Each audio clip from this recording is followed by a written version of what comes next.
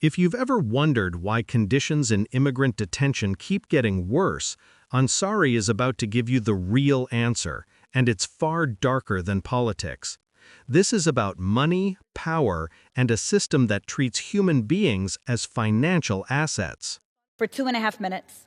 Thank you, Congresswoman Ramirez, for your leadership. Mr. Speaker, the Trump regime's mass deportation agenda is not about public safety. It is part of a much bigger story of corruption, cruelty, and abuse of power that defines Trump's America.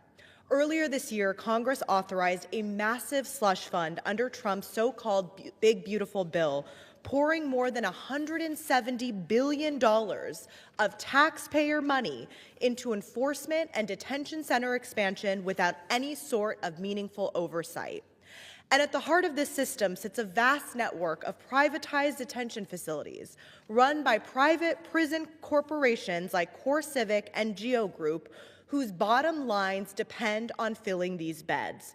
These companies are awarded government contracts worth billions of dollars, yet their facilities are notorious for cutting corners on health care, on food and safety in order to maximize shareholder profits. I have seen this firsthand at the Eloy Detention Center in Arizona, run by CoreCivic. I've talked to dozens of women who have been detained there. They've shared with me their testimonies about lack of clean drinking water, lack of air conditioning during Arizona's extreme heat, racist, inhumane treatment, and of course, my constituent, Yari, who is a green card holder who has leukemia, has been detained there and refused access to an oncologist for 6 months until direct outreach from our office and the community's input as well. And this is all, again, all about shareholder profit. CoreCivic, for example, had a revenue of $530 million during the second quarter of this year alone, an almost 10% increase from 2024. Meanwhile, GEO Group's chairman said Republicans' new slush fund for ICE would provide, quote, unprecedented growth opportunities. CoreCivic CEO Damon Hinninger stated in shareholder calls that this is a, quote, pivotal moment, and that business is perfectly aligned with demands of this moment. That is disgusting. Donald Trump's cruelty against immigrants has transformed human misery into both a political spectacle and a business model. The more people that are detained, the more money private corporations make, and the more campaign contributions and political power flow directly back to Donald Trump and those who fund this system. This is Trump's corruption machine, turning our immigration system into a play-to-pay racket for his donors. Meanwhile, families across the country are paying the price. Parents are torn from their children, leaving households and communities economically devastated.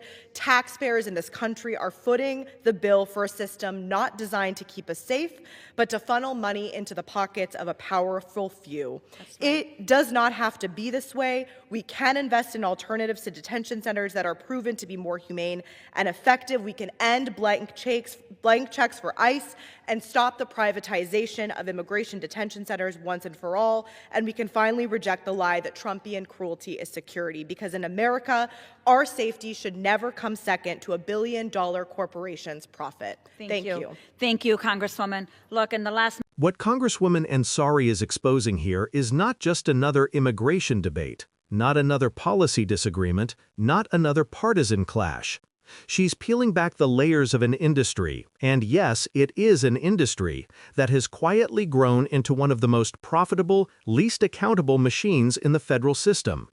Most Americans don't realize how deeply money shapes immigration enforcement in this country.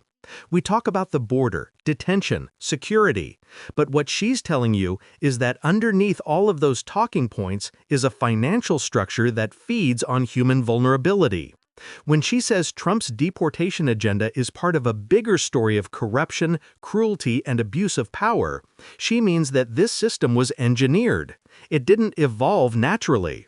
Congress didn't just happen to pour $170 billion into detention expansion. That money became the lifeblood of private corporations that thrive when more people are detained, whether they've committed a crime or not. And listen to the specifics she gives. CoreCivic, GEO Group, companies whose revenue rises the more pain they can monetize. They get billion-dollar contracts funded by taxpayers, but the people inside their facilities live with no clean drinking water, no air conditioning in one of the hottest states in the country, medical neglect that would get any public hospital shut down, and racist, degrading treatment. These aren't isolated incidents, they are symptoms of a profit-based system. When your bottom line depends on cutting costs, every corner becomes a potential place to cut: food, healthcare, staffing, sanitation.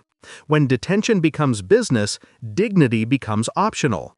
Ansari isn't just giving you moral outrage, she's showing you the economic logic driving this cruelty.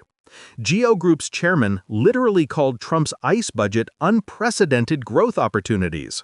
Think about what that means: human despair as a business opportunity. People fleeing poverty, war, persecution turned into financial assets. Families torn apart turned into shareholder dividends. It's not accidental, it's structured. And then there's the political loop. These companies profit off detention. They then funnel money back into campaigns, securing continued political protection. And the politicians they support then push harsher policies which produce more detentions, which produce more profit. This isn't conjecture, it's documented, it's public. And it shows how deeply immigration enforcement has been aligned with corporate interests, not public safety. Ansari highlights her constituent Yati, a green card holder battling leukemia who went 6 months without seeing an oncologist. That's not a system failing, that's a system working exactly as designed, because neglect saves money. This is where policy meets human reality. It is one thing to talk about immigration toughness. It's another to look someone with cancer in the eye and tell them their suffering is profitable.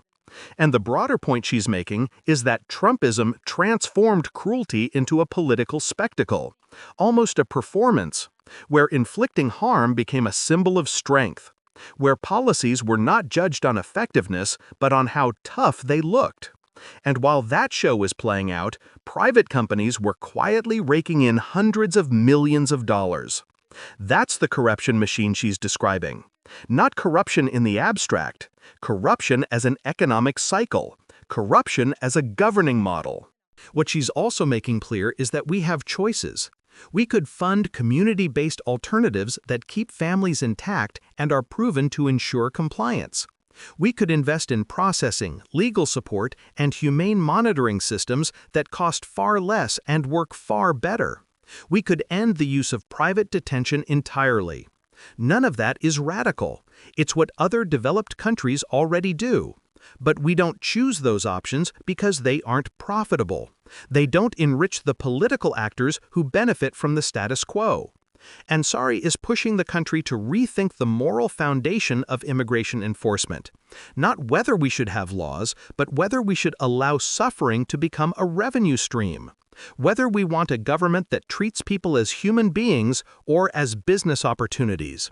And whether we've allowed the word security to be weaponized so thoroughly that we've forgotten to ask who profits when cruelty is normalized. And that's the real takeaway here. Immigration policy is not broken. It is performing exactly as intended for the people who built it. The question is whether the public will continue to accept a system designed around profit instead of humanity. If you're tired of politicians selling fear while corporations sell suffering for profit, make sure you subscribe and share this video. Left Lens is here to shine light on the systems behind the headlines, the money, the power, and the people who pay the price. Your support keeps this work alive.